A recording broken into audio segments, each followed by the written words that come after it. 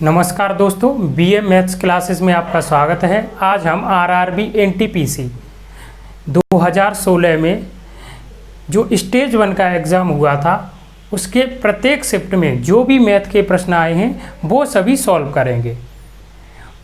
अगर इन प्रश्नों की आपको है पीडीएफ चाहिए तो मेरा टेलीग्राम चैनल है मैथ्स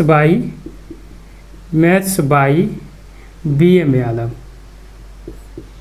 यादव, इसे आप ज्वाइन करें। आज हम 2 अप्रैल 2016 की फर्स्ट शिफ्ट में जो पेपर हुआ था उसमें जो मैथ के जितने भी प्रश्न आए थे वो सॉल्व करेंगे। चलिए देखते हैं फर्स्ट प्रश्न है, इसमें डाल देता हूँ। फर्स्ट प्रश्न है, एक 20 मीटर लंबी सीढ़ी एक खड़ी दीवार से टिकी है। यह जमीन के साथ 60 डिग्री का कोण बनाती है। दीवार से सीढ़ी के पैरों के बीच की दूरी ज्ञात कीजिए। उसने कहा कि एक 20 मीटर लंबी दीवार है और दीवार से एक सीढ़ी टिकी हुई है। ये टिकी हुई है सीढ़ी, और सीढ़ी टिकी हुई है। सीढ़ी की लंबाई है 20 मीटर, सीढ़ी लंबी है और एक दीवार है और इस दीवार से सीढ़ी टिकी हुई है। सीढ़ी टिकी हुई है और वो सीढ़ी है जमीन के साथ 60 डिग्री का कोण बनाती है। तो उसने ये पूछा है कि जो इससे है जो कोण सीढ़ी के पैर और जमीन के पैर के बीच की दूरी निकालनी है, यानी कि ये दूरी निकालनी है। मैंने मान ली x। उसने कहा कि एक दीवार है और दीवार के किनारे पर एक सीढ़ी टिकी हुई है और उनके बीच की दूरी निकालनी है। तो हमेशा ध्यान रखना, ये त्रिकोणमिति में ऊंचाई दूरी का प्रश्न है। तो जब भी ऊंचाई दूरी का प्रश्न आए, यदि आपको है ये लंब दे रखा हो, एक समकोण त्रिभुज बना, या फिर ये आधार दे रखा हो, तो आप क्या है tan थीटा का यूज करोगे। जो 6 त्रिकोणमिति अनुपात हैं उनमें से tan थीटा का यूज करोगे। यदि आपको है कर्ड दे रखा है और इनमें से कोई एक भुजा निकालनी है तो आप साइन या कॉस में से कोई भी यूज कर सकते हो। तो मैं करूँगा वो कॉट थीटा यूज करूँगा। तो कॉट थीटा, कॉट अगर मैं ये 60 ले लूँ तो कॉट 60 यानी कॉट थीटा बराबर क्या होता है, आधार बट्टे कर्ड, और आधार क्या है x और कर्ड क्या है 20 मीटर।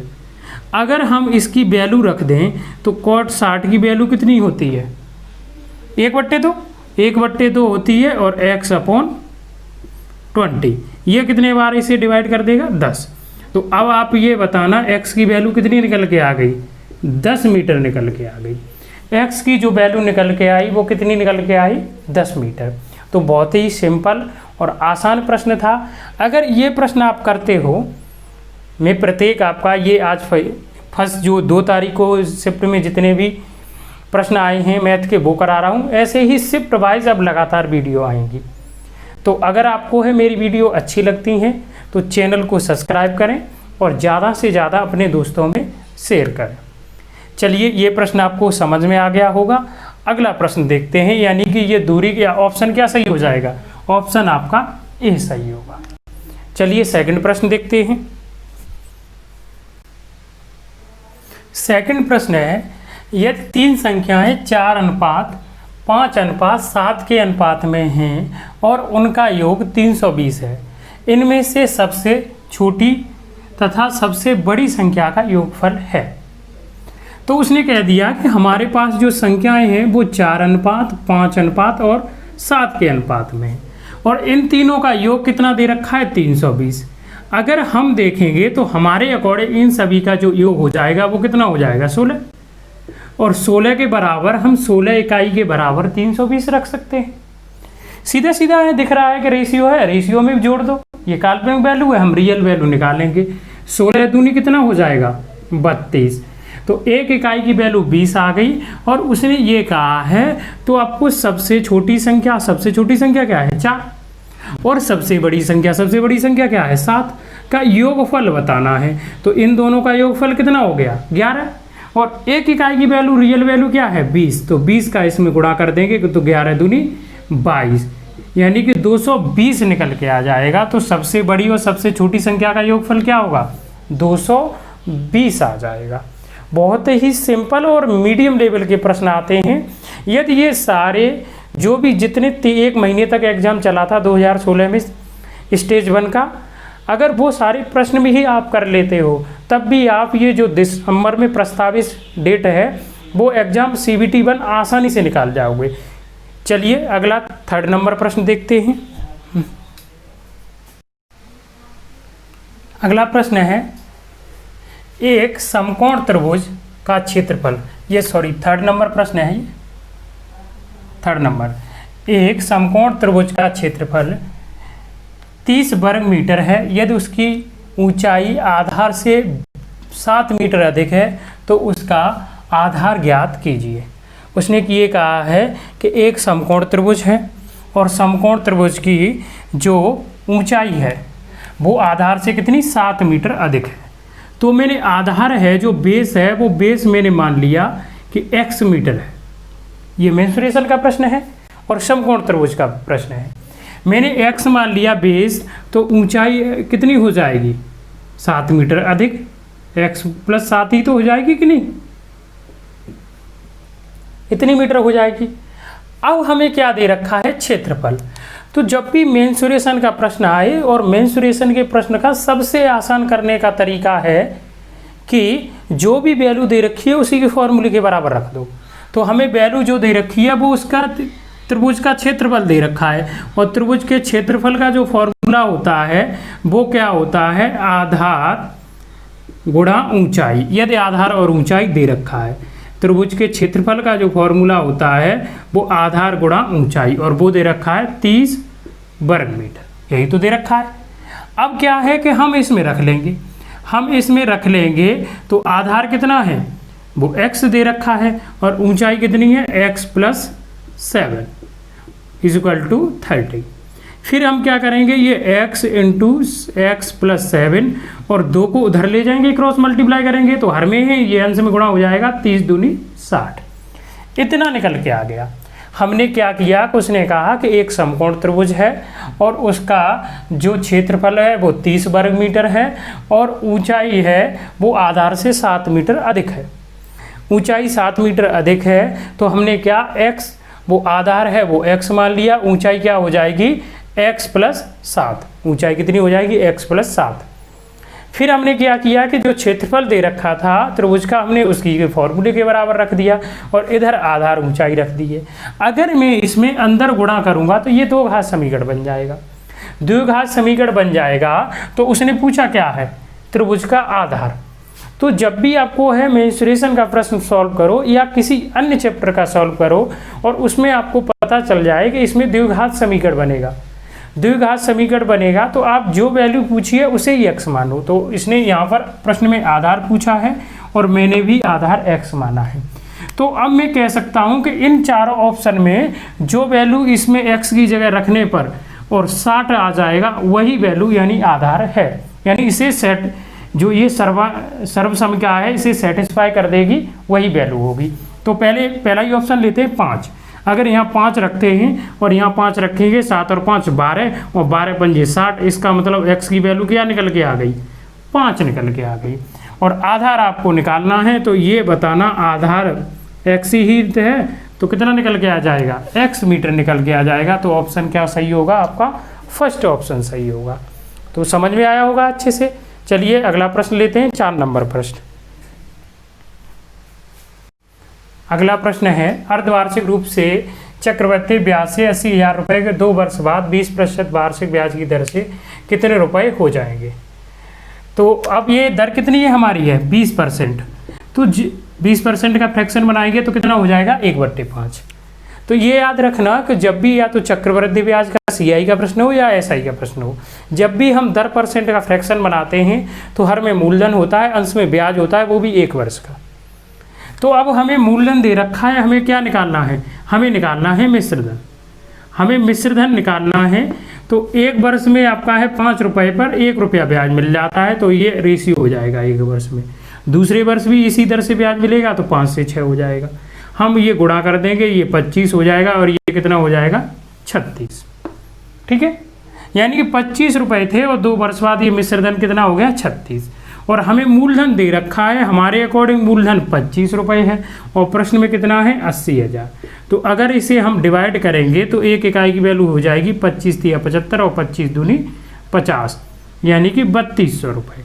एक इकाई की वैल्यू 3200 रुपये हो जाएगी और मिश्र धन निकालना है और 3200 का गुणा हम 36 में कर देंगे तो ये 00 तो आएंगे ही। हमें पता है कि 00 तो आए नहीं है। 20% की दर से हमें बताना है 2 वर्ष बाद 20% की दर से कितने रुपए हो जाएंगे, तो 00 तो आएंगे ही। उसके बाद हम क्या है कि इसमें गुणा करेंगे। 32 छिक्के कितना हो जाएगा, 32 छिक्के आपका हो जाएगा 192। 32 छिक्के 192, 192 की 2 हासिल कितनी 19 और 32 तिया कितना हो जाएगा 96। 32 तिया 96 और 19 कितना होगा, वो हो जाएगा 115। तो जो हमारा आंसर आया वो कितना निकल के आया 1,15,200 रुपये, यानी जो ऑप्शन सही है वो सी ऑप्शन सही है। समझ में आया कि नहीं? तो जब भी वो कोई भी ऐसा प्रश्न हो तो आप डायरेक्ट कर सकते हो। चलिए अगला प्रश्न देखते हैं।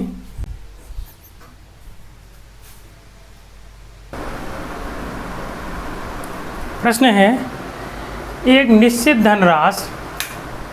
धनराशि का साधारण ब्याज की वार्षिक ब्याज की एक निश्चित दर से 6 वर्षों के लिए निवेश किया गया। यदि यह 3% अधिक दर पर निवेश की गई होती तो 900 रुपये अधिक प्राप्त होते। तो सीधा बताओ कि कितने % अधिक दर होनी चाहिए थी 3, और कितने वर्षों में, प्रत्येक एक वर्ष में 3% अधिक होनी चाहिए थी, तो टोटल धन का कितना % अधिक मिलेगा 18%। जब भी यह साधारण ब्याज का प्रश्न है, ये जब भी ऐसा प्रश्न आए कि इतने % अधिक होती या इतने % कम होती, तो आप क्या करोगे कि जितने वर्ष भी टाइम दे रखा होगा तो टोटल निकालोगे, टोटल कितने % अधिक कम होगी। तो हमने निकाल लिया कि 18% अधिक होता, 18% अधिक ब्याज मिल जाता अगर टोटल निकालते तो 6 वर्षों में। और ये बताना कि ये मूलधन का ही तो 18% है और वो 18% मूलधन का है, तो मूलधन का ही तो 18% निकाला गया है जो क्या है 900। जब 18% बराबर 900 रुपये है तो ये कितना हो जाएगा, 1% की वैल्यू हो जाएगी 18 पंजे 90।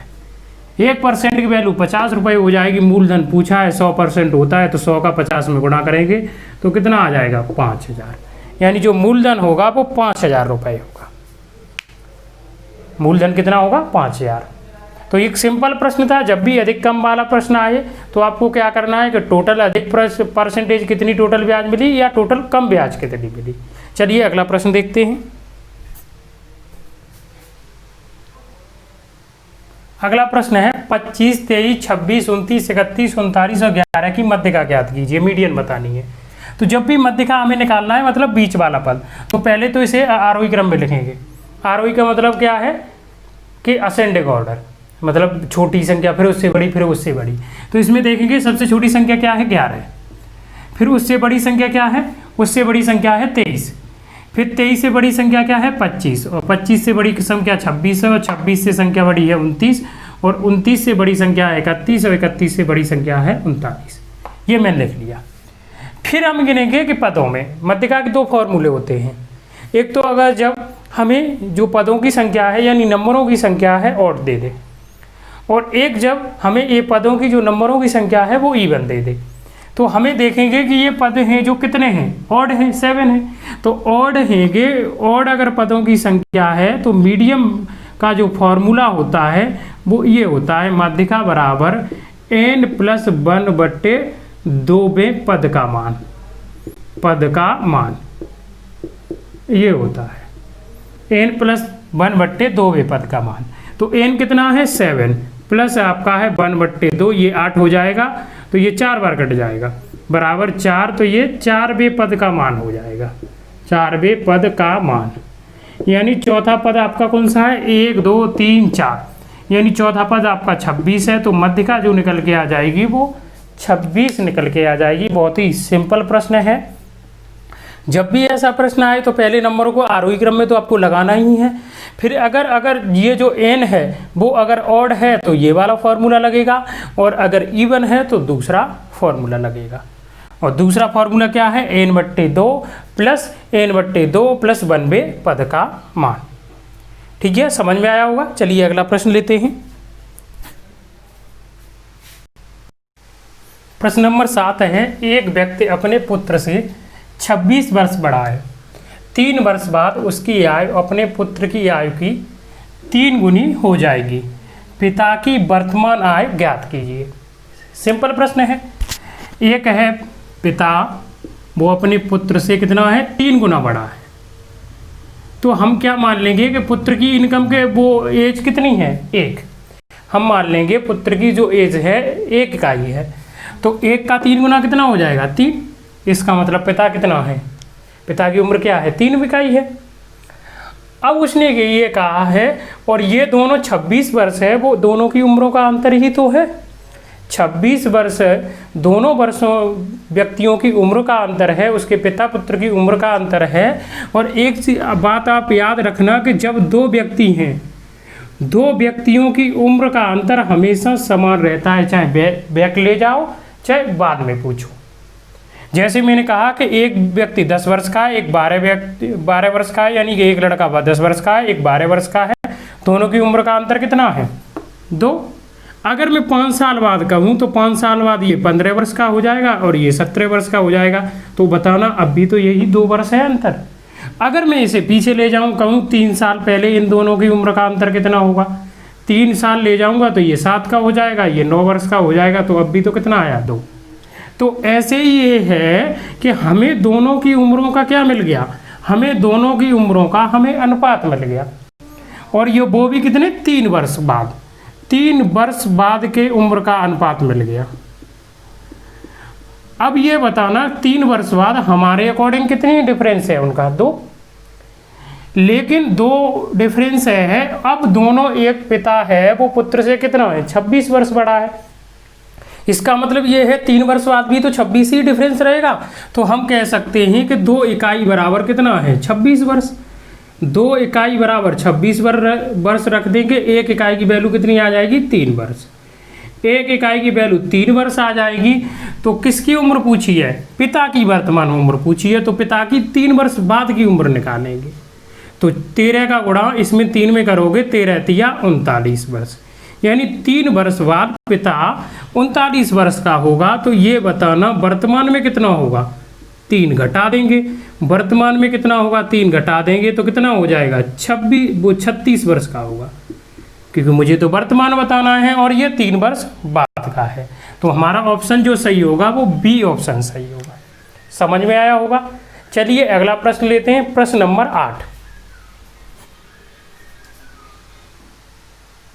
8 नंबर प्रश्न है, एक 2 अंकों की संख्या अपने अंकों के योग की 4 गुनी है। यदि संख्या में 27 जोड़ा जाए तो यह अपने अंकों के योग की 7 गुनी हो जाती है। यह 2 अंकों की संख्या क्या है। तो जब भी ऐसा प्रश्न आए संख्या वाला, तो आप क्या करो, ऑप्शन से करो, ऑप्शन बेस्ट है। अगर आपने डिटेल में किया तो आप संख्या मानोगे 10x + y, फिर 2 कंडीशन दे रखी हैं, 2 समीकरण बनाओगे, फिर x और y की वैल्यू निकालोगे, तब संख्या निकालोगे। तो आपको सबसे स्मार्ट तरीका है करने का, ऑप्शन से करेंगे। उसने कहा 2 अंकों की संख्या है, वो अंकों के योग की 4 गुनी है। तो अंकों के योग की 4 गुनी है, तो ये बताना 24 के अंकों का योग क्या है, 6, और 12 के अंकों का योग का क्या है, 3, और 48 के अंकों का योग क्या है, 12, और ये 36 के अंकों का योग क्या है, 9। तो मैंने देखा कि 6 की भी ये 4 गुनी है 24, ये अंकों का योग हो गया। 3 का भी ये 12 4 गुना है, 12 चौके 48, 9 चौके 36, यानी कि ये पहली कंडीशन तो सभी ऑप्शन पे फॉलो हो रही है। अगर किसी भी ऑप्शन पे ये कंडीशन फॉलो ना होती तो वही आपका है आंसर नहीं हो सकता था। अब ये पहली कंडीशन सभी पर फॉलो हो रही है। अब उसने ये क्या कहा, दूसरी कंडीशन हम देखेंगे। दूसरी कंडीशन क्या है कि यदि संख्या में 27 जोड़ दें तो वो क्या है, अपने अंकों के योग की 7 गुनी हो जाती है। तो मैंने 27 जोड़ दिया, 27 इसमें जोड़ेंगे तो ये बताना 11, और ये हो जाएगा। अगर मैं इसमें 27 जोड़ूंगा तो आप बताना कि ये कितना हो जाएगा, 9 और 3 ये, और इसमें 27 जोड़ूंगा तो आप ये बताना कि ये कितना हो जाएगा, 6, 8 और 7 15, और 15, और ये कितना हो जाएगा, 75। और इसमें 27 जोड़ूंगा तो आप ये बताना ये कितना हो जाएगा 13, और ये 13 और 5 और ये 6, ठीक है। अब ये बताना कि ये 63 बन गई, 51 बन गई, 51 में ये दोनों अंकों को जोड़ना कितना हो रहा है 6, 51 में दोनों अंकों को जोड़ना कितना हो रहा है 6। क्या ये अपने अंकों के 9 गुनी है, वो 7 गुनी है? क्या 51 अपने अंकों की 7 गुनी है? नहीं है, क्योंकि अगर ये यहाँ पर जोड़ेंगे तो 6 हो रहा है 6 का, तो 51 7 गुना नहीं है। ऐसे यहाँ जोड़ेंगे, यहाँ कितना हो रहा है 12, 12 भी अपने अंकों का 7 गुना नहीं है। और अगर मैं यहाँ पर जोड़ूंगा तो यहाँ पर कितना हो जाएगा, यहाँ पर हो जाएगा 12, और 12 का भाग देंगे 75 में, क्या 7 गुना है 12 का 75। लेकिन यहाँ अगर 63 को हम जोड़ेंगे तो 9 हो रहा है, और 9 का ये 63 7 गुना है कि नहीं? तो इसका मतलब ये है कि हमारा जो ऑप्शन है वो क्या है, डी सही है, 36 वो संख्या है। 36 देखेंगे, अंकों के योग को करेंगे, 9 हो रहा है, 9 चौके 36, 4 गुनी है। अगर इसमें 27 हम जोड़ देते हैं तो ये संख्या 63 बन जाती है, और स्वयं के अंकों के योग की कितनी हो जाती है, स्वयं के अंकों के योग की 7 गुनी हो जाती है, 9 सत्ते 63। तो आपको प्रश्न समझ में आया होगा। चलिए अगला प्रश्न लेते हैं, 9 नंबर प्रश्न। 9 नंबर प्रश्न है, P कार्य करने में Q से 2 गुना सक्षम है। P एक व्यक्ति है, वो Q से कार्य करने में 2 गुना सक्षम है। इसका मतलब ये है कि P है Q से 2 गुना कार्य करता है, यानी कि अगर P 1 कार्य करेगा तो वो 2 कार्य करेगा, अगर Q 10 कार्य करेगा तो वो 20 कार्य करेगा। यानी P कार्य करने में Q से 2 गुना सक्षम है। तो हम हमेशा जब भी गुना दे रखा हो तो रेशियो बनाएंगे। हम मान लेंगे Q 1 कार्य करेगा तो P कितना कार्य कर देगा, 2 कार्य करेगा। ये इनकी क्षमताओं का अनुपात है। तो जब भी गुना दे रखा हो तो हम हमेशा रेशियो बनाते हैं। फिर आगे प्रश्न कह रहा है कि दोनों एक साथ मिलकर एक काम को 22 दिनों में पूरा करते हैं, और Q अकेला इस काम को पूरा करने के लिए कितना समय लेगा। यानी दोनों मिल जाएं तो कार्य 22 दिनों में हो जाता है। तो ये टाइम एंड वर्क का प्रश्न है। तो जब भी ऐसा प्रश्न आए और दोनों की क्षमताओं का रेशियो दे रखा हो, एक के दिन दे रखे हों कि एक इतने दिन में कर लेता है, या दोनों के दिन दे रखे हों, तो आप क्या करोगे, कुल कार्य निकालोगे कि टोटल वर्क है क्या। कुल कार्य निकालेंगे तो आप बताना कि P 2 कार्य करता है और Q 1 कार्य करता है, तो दोनों मिलके कार्य करेंगे तो एक दिन में कितना कार्य करेंगे, 3।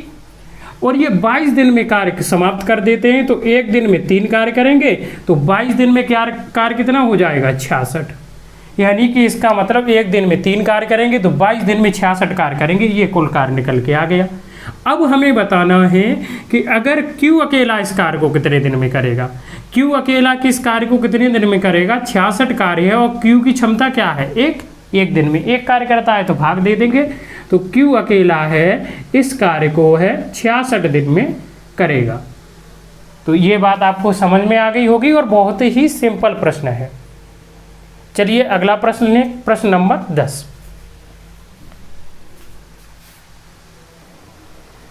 10 नंबर प्रश्न है, एक नाव धारा के विरुद्ध दिशा में शहर X से Y की ओर जाती है, और धारा की दिशा में शहर Y से X की ओर जाती है, वापस आती है।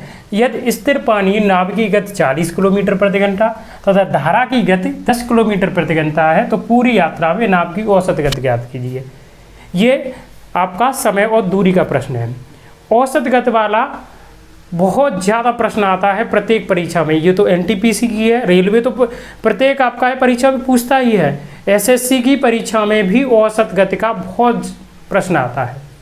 तो जब कोई व्यक्ति किसी चाल से जा रहा हो और किसी चाल से सेम दूरी वापस आ रहा हो, तो औसत गति का निकालने का एक फॉर्मूला है। औसत गति का जब 2 अलग अलग गति दे रखी हैं, तो औसत गति का जब कोई व्यक्ति सेम समान दूरी को तो अलग अलग चालों को से चले, तो ये औसत गति का फॉर्मूला है 2S1 S2 और S1 प्लस S2। तो S1 क्या है, पहले तो इनकी ये है किस चाल से नाव जाएगी और किस चाल से वापस आएगी, ये भी तो निकालना है। तो जब धारा के दिशा में नाव जाएगी तो उसे अनुकूल चाल कहेंगे। तो धारा की जो नाव की अनुकूल चाल होगी, जब कोई नाव धारा की दिशा में जाती है, जिस तरफ पानी बह रहा उसी तरफ जाती है, तो नाव की चाल में पानी की चाल यानी धारा की चाल जुड़ जाती है। तो 50 किलोमीटर प्रति घंटा की चाल से वो धारा के साथ जाएगी। और जब पानी के विरुद्ध वापस आ रही होगी, यानी कि जिस तरफ पानी बह रहा है उसके विपरीत वापस आ रही होगी, तो उसे प्रतिकूल चाल बोलते हैं। और प्रतिकूल चाल आपकी क्या हो जाएगी, जब पानी के बहाव के विरुद्ध कोई नाव जाती है तो नाव की चाल से धारा की चाल घटा देते हैं, ये 30 किलोमीटर प्रति घंटा हो। ठीक है, अब इसे क्या है, इस फॉर्मूले में रख देंगे। दूसरा डायरेक्ट करने का तरीका है कि औसत गति निकालनी है, तो औसत गति होती है कुल दूरी बट्टे कुल समय। तो कुल दूरी बट्टे कुल समय, कुछ हमें दूरी माननी पड़ेगी जो इन दोनों से डिवाइड हो जाए। कुछ दूरी पहले तो मैं फॉर्मूले से बता दे रहा हूँ। तो औसत गति निकालनी है तो हमारे ये दो साथ में गुणा है, सॉरी 2 गुणा S1 क्या है, हम 50 मान ले रहे हैं, और S2 क्या है 30, और इन दोनों का नीचे योग है तो कितना हो जाएगा, ये 80। 50 और 30 80 हो जाएगा, 0 से ये 0 कैंसिल आउट। फिर ये 2 से काटेंगे, ये 1 और ये 4, फिर 2 से 2 और ये 2 से 25, और 25 थी या 75, और 75 बट्टे 2 और ये कैंसिल आउट हो जाएगा, तो 37.5 किलोमीटर प्रति घंटा हो जाएगी। लेकिन ये वाला फॉर्मूला 3 में काम नहीं करता है। ये जो फॉर्मूला है वो 3 में काम नहीं करता है, 3 अलग अलग दूरियां दे रखी हूँ। तो सबसे अच्छा और बेस्ट तरीका है करने का कि हम क्या है, औसत गति बराबर होता है, औसत चाल बराबर होता है, या औसत गति बराबर होता है कुल दूरी बट्टे कुल समय, total distance upon total time, कुल दूरी बट्टे कुल समय, ये निकालना है। तो कुल दूरी कोई ऐसी मानेंगे कि जिसे मतलब है इन दोनों से डिवाइड हो जाए, दोनों से डिवाइड हो जाए, तो हम क्या मान लेंगे, 30 और 50 का एलसीएम 150। तो जो दूरी है हम क्या मान लेंगे, दूरी 150 हम मान लेंगे कि 150 किलोमीटर है, गई थी ना, और 150 किलोमीटर ही वापस आई। तो जब 150 किलोमीटर हम ऐसी कोई दूरी मानेंगे जो चाल है उनकी, जो भी व्यक्ति की चाल है या 3 चाल दे रखी है उनसे डिवाइड हो जाए, तो हम दूरी 150 मान लेंगे। तो 150 किलोमीटर गई थी जनाब और 150 किलोमीटर वापस आई थी, तो कितना हो जाएगा, 300 किलोमीटर टोटल चली। और समय कितना लगा, जब ये बताओ 150 किलोमीटर जाएगी पहली वाली दूरी और किस चाल से जा रही है 50, तो कितना समय लगेगा, 3 घंटे प्लस। और 150 किलोमीटर जब वापस आएगी तो किस चाल से आएगी, 30 की चाल से, तो इसे काट देंगे, 5 घंटे लगेगा। तो 300 बट्टे कितना हो जाएगा, 8। 300 बट्टे कितना हो जाएगा, 8। 300 बट्टे 8 हो जाएगा, और इसे अगर डिवाइड करेंगे तो आपका कितना, 37.5 ही आएगा, 37.5 किलोमीटर प्रति घंटा आ जाएगा, ये निकल के आ जाएगा। आप काटना, तो इस तरीके से भी कर सकते हो, लेकिन ये 2 वाला है तो ये तरीका आपको अच्छा लग रहा होगा। तो जिस तरीके से आपके समझ में आए, मेरे अकॉर्डिंग तो जब 3 वाला होगा तो दिक्कत होगी, तो इस तरीके से आपको है करना है। तो ये चीज़ आपको है समझ में आ गई होगी। चलिए अगला प्रश्न लेते हैं, 11 नंबर प्रश्न।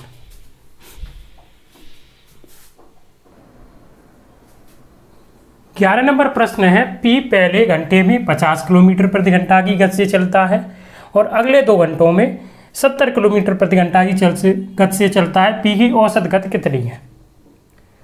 तो अब आप पिछला जो प्रश्न बताया था वही उसी टाइप का ये प्रश्न है, औसत गति इसमें भी पूछी है, लेकिन पिछले प्रश्न में जो हमने फॉर्मूला यूज किया था इस वाले में हम वो फॉर्मूला यूज नहीं कर सकते हैं।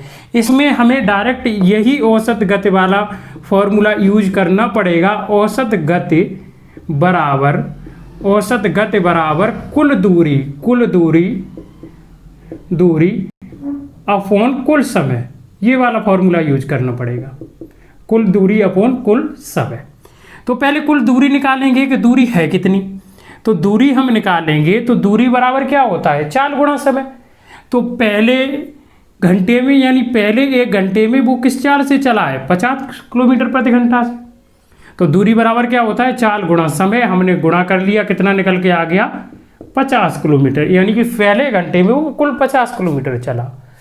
अगले 2 घंटों में यानी कि अगले 2 घंटों में कितना चला है, 70 की चाल से, तो अगले 2 घंटों में जो टोटल दूरी तय करेगा वो कितना आ जाएगा, 140 किलोमीटर। ये दूरी हमने निकाल ली कि नहीं। तो ध्यान रखना, ये याद रखना है कि कुल दूरी हमें निकालनी है और कुल समय, वो फॉर्मूला याद नहीं रखना है। अगर दूरी नहीं दे रखी है तो ऐसी दूरी मान लो अपनी तरफ से कोई भी जो दोनों चालों से कट जाए, ठीक है। तो अब औसत गति बराबर कुल दूरी बट्टे कुल समय, 50 और 140 को हम ऐड करेंगे, कुल दूरी कितनी हो गई 50 और 140 को 90, और कुल समय कितना हो गया 3 घंटे, यानी कि पहला घंटा और 2 घंटे, 3 घंटे ही तो हो गया कि नहीं। और अब इसे है वो कैंसिल आउट कर देंगे तो 3 छक्के 18, कितना बचा 10, 3 त्रिका 9 और 3 त्रिका 9 और 3 त्रिका 9, यानी कि औसत गति जो हो जाएगी वो 63.33 किलोमीटर हो जाएगी। ऑप्शन बी सही होगा। तो एक ही शिफ्ट में एक ही पेपर में समय और दूरी के 2 प्रश्न आपके आ गए, और दोनों प्रश्न किसके थे, औसत गति के। तो अभी मैंने बताया कि औसत गति के जो रिलेटिव स्पीड के प्रश्न हैं वो बहुत ज़्यादा आते हैं। ये प्रश्न आपकी समझ में आया होगा। चलिए अगला प्रश्न लेते हैं, 12 नंबर प्रश्न। प्रश्न नंबर 12 है, पी ने एक वस्तु 1200 रुपये में खरीदी और इसे 10% लाभ पर बेच दिया। यदि यह 1380 रुपये में बेची गई होती तो लाभ में कितने प्रतिशत की वृद्धि होती। तो हम सीधा निकाल लेंगे, हमारे पास सीपी क्या है, क्रय मूल्य है 1200 रुपये, प्रॉफिट लॉस का प्रश्न है। 1200 रुपये है और कितने रुपए में वस्तु बेची जा रही है, 1380 रुपये में बेची जा रही है। हमें पहले 10% लाभ पे बेची, कितने में बेची गई हमें कोई लेना देना नहीं, हमें बाद वाला निकालना है कि कितना % लाभ होगा। तो जब ये बताना एक 1200 रुपये की चीज़ एक 1380 बेची जा रही है तो कितने का प्रॉफिट होगा, 180 का, सीधा घटा देंगे। लाभ कब अगर लाभ होगा तो लाभ कैसे निकालते हैं, विक्रय मूल्य से क्रय मूल्य घटा देते हैं। तो 180 रुपये का लाभ होगा, और जब लाभ % निकालते हैं तो हर में क्या रखते हैं, क्रय मूल्य, और क्रय मूल्य कितना है 1200, और अंश में लाभ प्रॉफिट रखते हैं, और ये साधारण भिन्न बन गई, और साधारण भिन्न को परसेंटेज में बदलेंगे तो 100 का गुणा कर देंगे। 2 जीरो से 2 जीरो कैंसिल आउट, ये 12 कम 12, 12 पंजे 60। तो जो अगर वो 1380 रुपये की वस्तु बेचता तो उसे कितने % का, 15% का प्रॉफिट होता। इससे पहले वो कितने बेच रहा है वो नहीं पता, लेकिन उसे 10% का लाभ हो रहा है, तो वो ये कह रहा है कि लाभ में कितने % की वृद्धि हुई। तो पहले 10% लाभ हो रहा था, अब कितना हो गया 15% लाभ हो गया। तो सीधा दिख रहा है कितने % की वृद्धि हो गई, 5% की वृद्धि हो गई लाभ परसेंटेज में कितने की वृद्धि हो गई, 5% की। तो हमारा ऑप्शन कौन सा सही होगा, ए सही होगा। सिंपल प्रश्न था, समझ में आया होगा। चलिए 13 नंबर प्रश्न लेते हैं।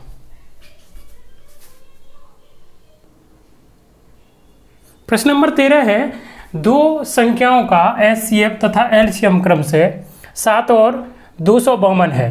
एक संख्या 28 हो तो दूसरी संख्या ज्ञात कीजिए। तो बहुत ये एलसीएम एचसीएफ का प्रश्न है और बहुत आसान है, जो कि प्रत्येक स्टूडेंट को आपका रटा हुआ होता है। तो इसका जो करने का तरीका है, एक फॉर्मूला है, यार 2 संख्याएं दे रखी है, उनका एलसीएम एचसीएफ दे रखा हो, तो वो दोनों संख्याओं का जो गुणनफल है, पहली संख्या गुणा दूसरी संख्या और लासा गुणा मासा, यानी दोनों संख्याओं का गुणनफल उनके एलसीएम एचसीएफ के गुणनफल के बराबर होता है। पहली संख्या गुणा दूसरी संख्या बराबर लासा गुणा मासा, एलसीएम इंटू एचसीएफ। तो पहली संख्या क्या है 28 है, दूसरी संख्या हमें पता नहीं है, निकालनी है, और एलसीएम कितना है वो है 252 और एचसीएफ कितना है 7। तो ये 7 से काट देंगे, कितना 4 बार का डिवाइड हो जाएगा, और 4 से काटेंगे, 4 छके 24 और 4 तिया 12। तो दूसरी संख्या जो आपकी निकल के आई वो 63 निकल के आ गई। तो दूसरी संख्या 63 निकल के आ गई, हमारा ऑप्शन क्या होगा, बी सही होगा। तो ये तो सबको ही रटा हुआ है और सबको पता है प्रश्न। तो ज़्यादा टफ प्रश्न नहीं आते हैं, आसान प्रश्न आते हैं। चलिए 14 नंबर प्रश्न देखते हैं। 14 नंबर प्रश्न है, 1-2 अंकों की संख्या के अंकों का योग 13 है। यदि उन अंकों को आपस में बदल दिया जाता है तो संख्या 27 से घटती है, मतलब 27 कम हो जाती है। तो बदली हुई संख्या ज्ञात कीजिए। अब बदली हुई संख्या ज्ञात कीजिए, तो यहाँ पर भी ऑप्शन से, मैंने कहा जब भी ऐसा प्रश्न हो तो ऑप्शन से करना है। तो उसने बदली हुई संख्या पूछी है, तो बदली हुई संख्या पूछी है तो हम कह सकते हैं कि जो एक संख्या के अंकों का योग 13 है, तो आपस में ही तो इंटरचेंज अंकों को किया जा रहा है। तो जिस ऑप्शन के अब संख्या है, संख्या बेशक बदल गई है लेकिन अंकों का योग तो 13 ही होगा। तो यहाँ देखेंगे 13 यहाँ पर भी हो रहा है, यहाँ भी 13 हो रहा है, यहाँ भी 13 है, वहाँ भी 13 हो रहा है। तो ये जो अंकों के योग वाली जो फर्स्ट कंडीशन है वो तो सभी में लग रही है। अब ये देखेंगे हम, उसने ये कहा कि अगर संख्या के अंकों को चेंज कर दें तो संख्या क्या है, 27 कम हो जाती है। 27 कम हो जाती है, लेकिन जो संख्या है वो तो हमें प्रश्न में नहीं दे रखी, ऑप्शन में, सॉरी, जो संख्या है वो ऑप्शन में नहीं दे रखी। तो उसने ये कहा है बदली हुई संख्या ऑप्शन में पूछी है और वही दे रखी है। तो हम ये कह सकते हैं कि जिस ऑप्शन के अंक इंटरचेंज करने पर वो 27 ज़्यादा हो जाएगा वही हमारा सही होगा, क्योंकि जो रियल में संख्या क्या है, वो जो ये ऑप्शन में दे रखी है वो क्या है, 27 से ज़्यादा होगी कि नहीं इनसे। उसने कहा कि अंकों को चेंज करने पर 27 कम हो जाती है। तो ये जो संख्या होगी, अगर इसके अंकों को चेंज कर दें इंटरचेंज, तो जिस संख्या के चेंज करने पर 27 ज़्यादा बन जाएगी वही सही होगी, क्योंकि जो मूल संख्या है वो जो बदली हुई संख्या से क्या है, 27 ज़्यादा होगी। तो अब इसे चेंज करो, 85 था और इसे चेंज कर देंगे तो ये कितना हो जाएगा, 58, और 58 हो जाएगा। तो 85 से 58 घटाओ, ये मूल संख्या हो गई और ये बदली हुई हो गई। यानी उसने यही तो कहा है कि अंकों को इंटरचेंज कर दें तो 27 कम हो जाती है। तो ये 13 7 बचेगा और ये कितना हो जाएगा, 27। तो इसका मतलब हमारा ऑप्शन क्या सही है, 85 सही है। जो हमारा ऑप्शन है वो क्या सही है, 85 सही है। उसने ये कहा है कि संख्या क्या है, घट जाती है, ये सॉरी, हाँ ये तो घट रही है, सॉरी, ये क्या है, संख्या हमने देखी, उसने कहा है कि ये संख्या है जो छोटी है, संख्या बड़ी होनी चाहिए। यानी कि जो मूल संख्या क्या है, बड़ी होगी। तो ये तो 58 हो रहा है, तो इसका मतलब ये तो ऑप्शन नहीं होगा, घट रही है। ऐसे ही ये देखना कि ये 76 है, 67 हो रहा है, तो जो मूल संख्या है क्या है, इस संख्या से बदली संख्या से बड़ी होगी, तो ये भी नहीं होगा। और ये देखना कि ये 76 है, ये बढ़ रहा है, लेकिन 67 से 76 हो रहा है, तो कितना बढ़ रहा है, केवल 9, तो ये भी नहीं होगी। और ये 58 है तो 85 हो जाएगा। देखो 27 बढ़ रहा है कि नहीं, तो हमारा क्या ऑप्शन होगा, 58 सही होगा। यानी कि तो रियल में हमारी जो संख्या वो है कितनी, 85 है। रियल में संख्या कितनी है, 85। उसने यही तो किया है, कहा है कि संख्या के अंकों का योग 13 है, तो 13 निकल के आया है, वो तो सभी ऑप्शनों का है। फिर उसने ये कहा है कि यदि संख्या के अंकों को चेंज कर दे तो जो नई संख्या बनेगी वो 27 कम बनेगी। तो अब 85 को चेंज करना, 58, ये जो नई संख्या ही तो पूछी है और नई संख्या ऑप्शन में दे रखी है, 58 बनेगी। और ये 85 से 27 छोटी है कि नहीं। तो जब भी ऐसा प्रश्न आए तो आपको क्या करना है, ऑप्शन से करना है। चलिए 15 नंबर प्रश्न देखते हैं। प्रश्न नंबर 15 है, P की लंबाई 5 फीट है। यानी एक व्यक्ति P है, P की लंबाई 5 फीट है और उसने ध्यान से दिया कि उसकी परछाई की लंबाई 7 फीट है। उसके बाद उसने मापा कि उसके स्कूल की इमारत की परछाई की लंबाई 42 फीट है, तो स्कूल की इमारत की लंबाई ज्ञात कीजिए। तो ये ट्रायंगल का प्रश्न है और सिमिलरिटी का प्रश्न है, सर्वांग समता का। तो एक व्यक्ति P है और उसने देखा कि P की जो लंबाई है वो कितनी है, 5 फीट है, और उसकी जो परछाई की लंबाई है, ऐसी तो परछाई है, अगर सूर्य इधर से आ रहा है तो परछाई ऐसे ही तो बनेगी। तो परछाई की जो लंबाई है, ये जो परछाई की लंबाई है वो कितनी है, 7 फीट। ठीक है। अब उसने कहा कि स्कूल में देखा, तो उसने कहा कि स्कूल का देखा जैसे ही, तो स्कूल की परछाई की लंबाई उसे कितनी दिखी, 42 फीट। 42 फीट दिखी। तो अब ये मैंने ABC त्रिभुज मान लिया, ABC, और ये PQR, ये त्रिभुज क्या हो जाएगा, PQR। तो अब ये बताना कि सेम समय पर ये जो एंगल होगा, ये मैंने थीटा मान लिया, तो ये भी तो एंगल क्या होगा, थीटा होगा कि नहीं। सेम समय पर ये एंगल मैंने अगर थीटा मान लिया तो ये भी तो एंगल थीटा होगा। सेम समय पर जो सूर्य की जो है कि किरणें हैं, वो चाहे छोटी वस्तु हो चाहे बड़ी वस्तु हो, लेकिन उनकी परछाई की लंबाई कम ज़्यादा हो सकती है, लेकिन एंगल तो सेम होगा। तो ये दोनों त्रिभुज क्या हो गए कि सर्वांग सम हो गए। सर्वांग सम हो गए। तो जब भी दो त्रिभुज एक होते हैं, एक रूप जिनका एक जैसे होते हैं, तो उनकी समान भुजाओं का जो अनुपात है वो हमेशा इक्वल होता है। किन्हीं दो समान भुजाओं का अनुपात है वो इक्वल होगा, तीनों भुजाओं का। तो हम कह सकते हैं कि ये क्या है, AB अगर त्रिभुज की क्या है ए बी, ये वाली भुजा आधार ले ली तो ये बड़े वाले त्रिभुज की क्या लोगे पी क्यू। ये जो रेशियो होगा वो इस वाली और इस वाली भुजा के बराबर होगा, यानी इसके छोटे वाले त्रिभुज की क्या ले ली बी सी भुजा ले ली, तो इसका है क्या निकालेंगे क्यू आर, और क्यू आर यही तो लंबाई है इमारत की, यही तो लंबाई इमारत की क्यू आर हमें निकालनी है। तो अब इन सभी की वैल्यू रख देंगे। ए बी की वैल्यू कितनी है 7 और पी क्यू की वैल्यू कितनी है 42 और बी सी की वैल्यू कितनी है 5 और क्यू आर की वैल्यू हमें वो निकालनी है। तो ये कितने बार है डिवाइड हो जाएगा, वो डिवाइड हो जाएगा 6 बार, और क्रॉस मल्टीप्लाई कर देंगे तो क्यू आर कितना निकल के आ जाएगा 6 पंजे 30 फीट निकल के आ जाएगा। यानी कि इसका मतलब ये है जो स्कूल की इमारत की लंबाई कितनी है वो 30 फीट है। जब भी ऐसे दो त्रिभुज दे दे, एक जैसे दो त्रिभुज दे दे, तो उनकी समान भुजाओं का जो रेशियो है वो इक्वल होगा। इस वाली भुजा का जो रेशियो होगा वही इस वाली भुजा का रेशियो होगा, वही इन दोनों के कर्ण का रेशियो होगा। इतनी बात आपके समझ में आई होगी। तो इसका जो आंसर होगा वो क्या होगा सी ऑप्शन होगा।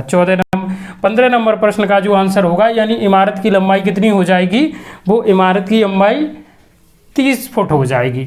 अब देखते हैं, ये समझ में आ गया। अब अगला प्रश्न है 16 नंबर प्रश्न। तो 16 नंबर प्रश्न देखते हैं, इसे मैं मिटा दे रहा हूं।